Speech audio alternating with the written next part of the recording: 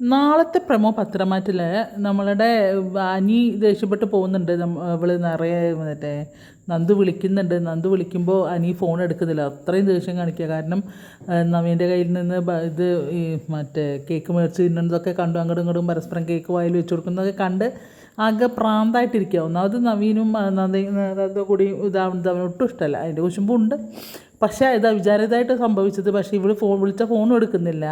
അനി ആകെ ദേഷ്യം പിടിച്ച് കട്ട കലിപ്പിൽ നിൽക്കുന്നുണ്ട് കേട്ടോ. ഇവളാണ് ആകെ ഒരു SI ആണെന്നുള്ള അതുപോലും മറന്നിട്ടാണ് പാവ അങ്ങോട്ട് ഓടി വരുന്നുണ്ട്. അപ്പോൾ അവിടെ നിൽക്കുന്ന അയാൾ പറയുന്നുണ്ട്, മാഡം ഒന്ന് വിളിച്ച് നോക്കൂ, ചിലപ്പോൾ എന്തിനെങ്കിലും ദേഷ്യം പിടിച്ചിരിക്കാവും എന്നൊക്കെ പറഞ്ഞിട്ടാണ് ഈ വിളിക്കുന്നത്. പക്ഷേ ഫോൺ തൊട്ട് നോക്കുന്നില്ല.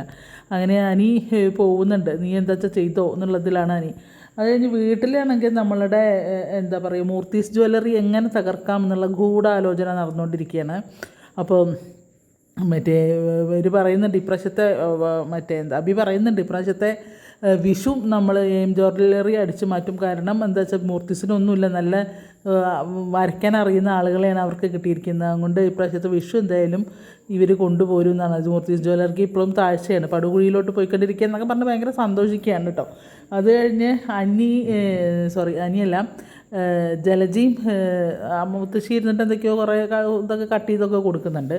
അപ്പോൾ അതിനിടയ്ക്ക് ജലജയും മറ്റേ ദേവയാനിയും കൂടിയും സംസാരിക്കുന്നുണ്ട്. അപ്പോൾ പറയും, എൻ്റെ മരുമകൾക്കാണെങ്കിൽ പിന്നെ എന്തെങ്കിലും ഇതാകുമ്പോൾ തന്നെ ദേഷ്യമാണ്, അപ്പടിയാണ് ഇപ്പടിയാണെന്നൊക്കെ പറയുന്നുണ്ട്. അപ്പോൾ മുത്തശ്ശി എടുത്തൊഴിക്ക് ഇറങ്ങി, ഞങ്ങൾ നേരാവണ്ണം ശരിക്കും കാര്യങ്ങൾ പറഞ്ഞു കഴിഞ്ഞാൽ അതോടുകൂടി തീർന്നു നിൻ്റെ മകൻ്റെയും നിൻ്റെ മരുമകളുടെ അഹങ്കാരം. അത് വേണ്ടാന്ന് വിചാരിച്ച് ഞങ്ങളിങ്ങനെ മിണ്ടാണ്ടിരിക്കുമ്പോൾ നീ തലേ കയറാൻ നോക്കണ്ട. പിന്നെ ജ്വല്ലറിക്ക് ഇവിടെ നിന്നുള്ള രഹസ്യങ്ങൾ മുഴുവൻ ചോർത്തി കൊടുക്കുന്നത് അവളൊരൊറ്റ ഒരുതിയെന്ന് ഞങ്ങൾക്ക് നന്നായിട്ട് അറിയാം എന്ന് പറയണം. അത് നമ്മളെ ജലജ പ്രതീക്ഷിക്കുന്നില്ല അങ്ങനെ ഒരു ടോക്ക് വരുന്നത്. കാരണം സംഭവം ശരിയാണ്.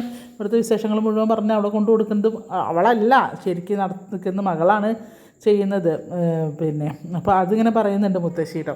അപ്പോൾ ഒന്നും പറയാൻ നിവർത്തിയില്ല ജലജയ്ക്ക്. കാരണം ജലജയ്ക്കും വാസ്തവത്തിൽ അറിയില്ലല്ലോ, അത് അവളുടെ ഭർത്താവിൻ്റെ തന്നെയാണ് ജ്വല്ലറി എന്ന് അവർക്കും അറിയില്ലല്ലോ.